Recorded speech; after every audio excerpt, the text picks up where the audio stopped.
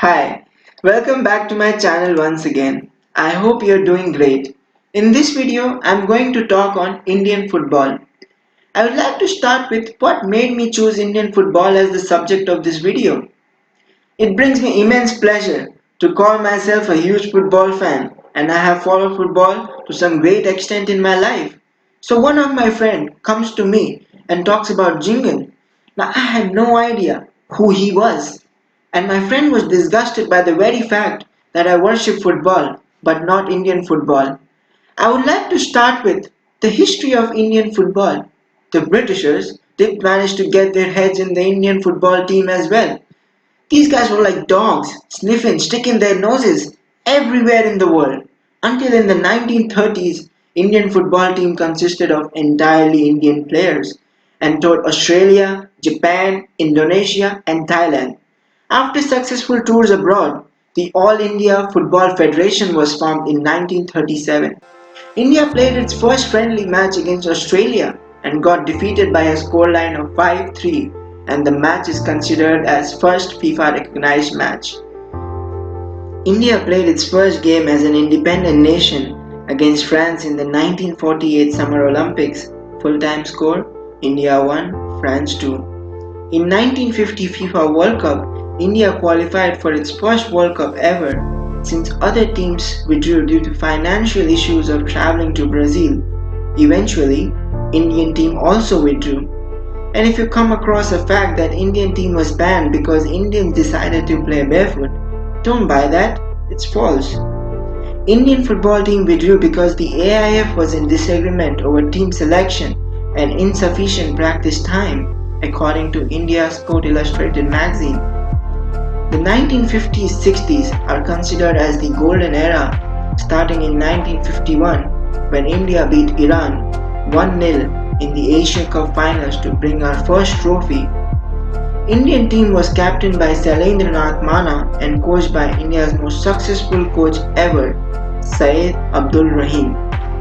Indian team was taken aback the following years until 1956, when India finished fourth in the 1956 Summer Olympics and 1958 Asian Games. In the 1960 AFC Asian Cup qualifiers, Indian team had a bad tournament.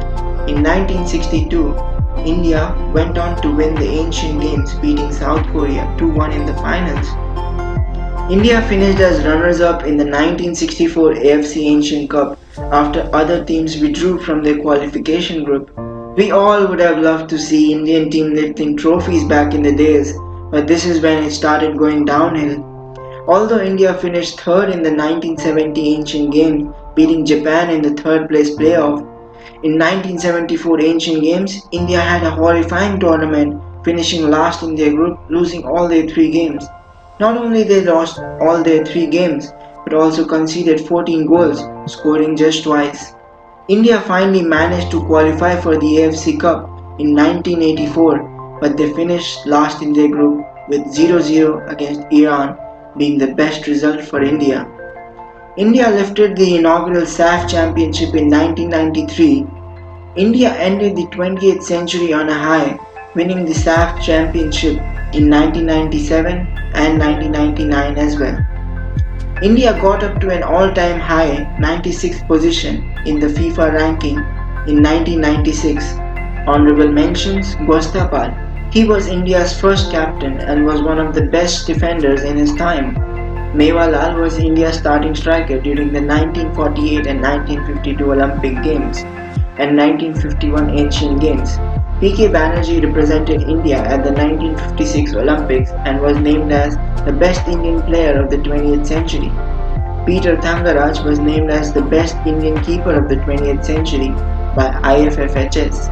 In 2004, he was presented with FIFA Centennial Award of Merit Award, the highest honor awarded by FIFA. Syed Naimuddin was also a big figure in his time, who led India to a bronze at the 1970 Asian Games.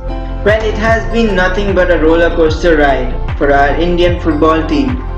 And if you're wondering about India's resurgence and the rise of the Indian Super League, stay tuned for the next video, where we'll continue our journey and watch our biggest superstar have the world at his feet.